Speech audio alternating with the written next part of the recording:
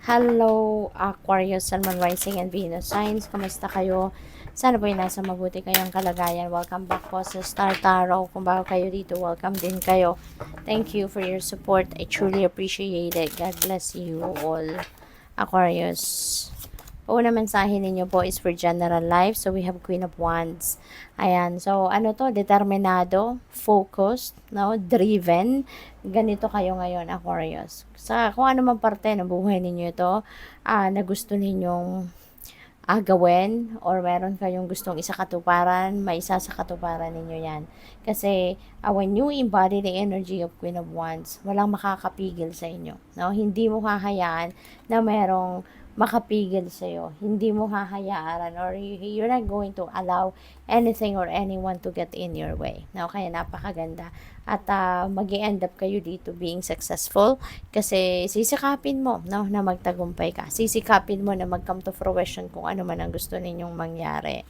Sa money and career finances, we have 8 of Wands. Ayan. So, maraming opportunities ang pwedeng dadating dito. Financial opportunities, trabaho, career, negosyo, investment, bago money path. It could be anything na pwede ninyong pagkapirahan, pwede ninyong pagkakitaan. Yan ay maaring dumating at this time. At change is going to rush towards you. Maraming pwedeng oportunidad na dadating dito na talagang it might require you to take action agad-agad, no? Kasi parang ang dami na pwedeng magsasabay-sabay na oportunidad, pwedeng magsasabay-sabay, pwedeng magsasabay-sabay, pwedeng sunod-sunod yung gano'n, ano? Kaya kailangan ready kayo, no? You need to be ready for anything, anytime, no? So you need to be physically fit, mentally, emotionally fit and ready for any opportunity na dadating. Kasi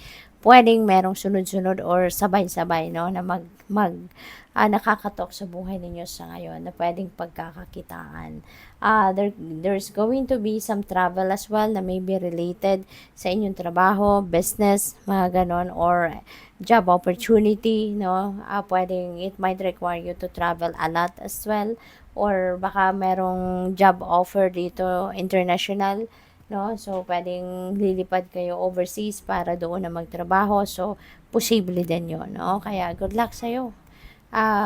For love and romantic relationships and other kind of relationships, we have 5 of Pentacles. Ayan. So, ang iba sa inyo, Aquarius, no, baka may lungkot na nararamdaman pagdating sa inyong relasyon, no?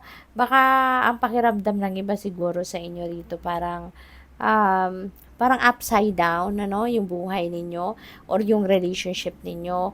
Maaaring ang iba nararamdaman ninyo na parang napapansin siguro ninyo na, teka na, parang ang partner ko or yung person ko parang nawawala na ng gana sa'yo, or pakiramdam ninyo parang wala na siyang oras para sa'yo, hindi na kayo nag-spend ng quality time together, or hindi na siya sweet sa'yo, hindi na siya passionate sa'yo, or parang siguro puro na lang trabaho siya, puro na lang siya gadget, puro na lang siya online games, puro na lang siya busy, yung ganun ba, no? Yung parang napapansin ninyo na there is distance or siguro coldness, no?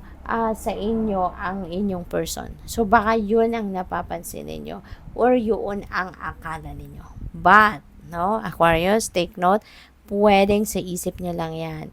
Pwedeng nagdududa lang kayo. Pwedeng nagne-negative thinking lang kayo. Pwedeng ini-exaggerate nyo lang, no? Yung naiisip ninyo. Kaya, the best thing to do here is mag-observe ka, no? Yung put yourself into it talaga.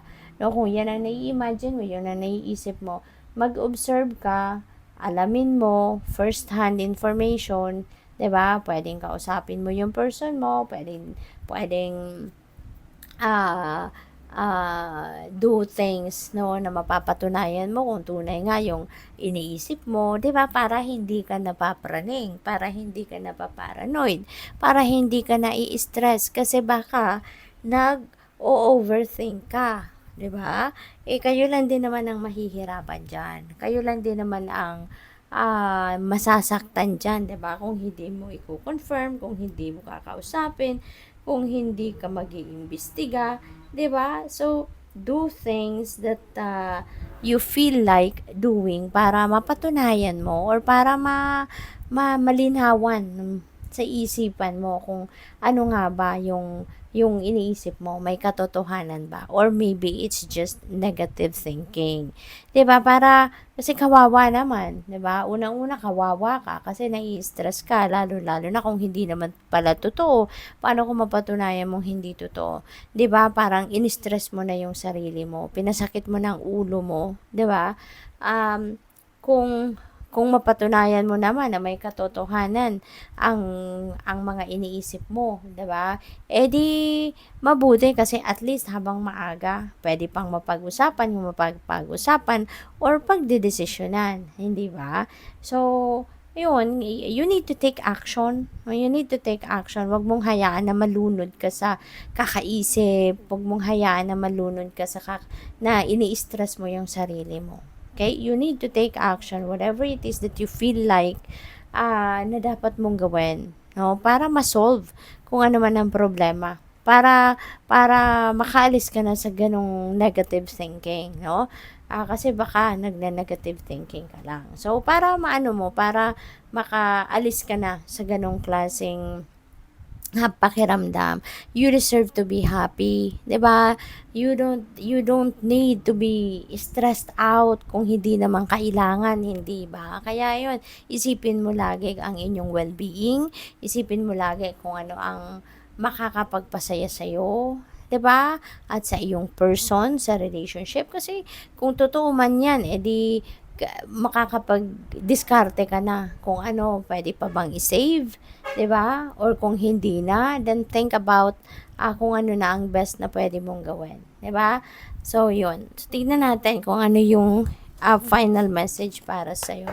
But before that, I would like to say thank you, no, sa lahat ng mga hindi nag-skip ng ads. Maraming salamat for your time and support sa channel at sa mga nagsisend ng super thanks at donation po sa akin. Maraming salamat for sharing your blessings with me. God bless you more. Final message po ninyo, we have emotions are running high. Ayan, so feeling ko ang iba dito na nandun na sa puntong, nako, parang gusto nang sumabog, no? Gusto nang sumabog, baka inis na, nagagalit na, pwedeng ganun, no? Parang, depende yan sa inyong sitwasyon kasi this could be related to this, diba? So, pwedeng related yan dito sa nararamdaman ninyo. Baka nag-iimbestiga ng iba sa inyo, baka meron na kayong napapatunayan, kaya mas lalo kayo nagagalit, or pwede rin na yung galit ninyo rito, yung bad trip ninyo, yung inis ninyo, pwede rin na nag-escalate na sa isip ninyo yung naiisip ninyo. 'Di ba? Na yung kasi kung ano lang 'yan, kung talagang ang tawag dito, baka yung akala ninyo, no? Baka unti-unti talagang siguro meron kayong nasisilip na parang napapatunayan nyo na, 'di ba? Na tama yung iniisip ninyo kaya siguro merong ganito. So, as much as possible, kalma, no? Kalmahin mo ang inyong sarili kasi hindi ka makakapag-diskarte ng tama, hindi ng maayos, hindi ka makakapag-isip or ng maayos if, 'di ba? Yung emosyon mo napakataas na or yung galit mo, 'di ba? Nandoon na. So, you can't make a right decision, no? Kung galit, 'di ba? Kaya dapat kalmahin mo ang sarili mo. Okay? Try to calm down. Gather your thoughts, gather your feelings, gather yourself para makapag-isip ka ng mas maayos. No? Para maging effective yung diskarte mo rito. So, good luck sa iyo. Thank you for watching. Love and light. Namaste.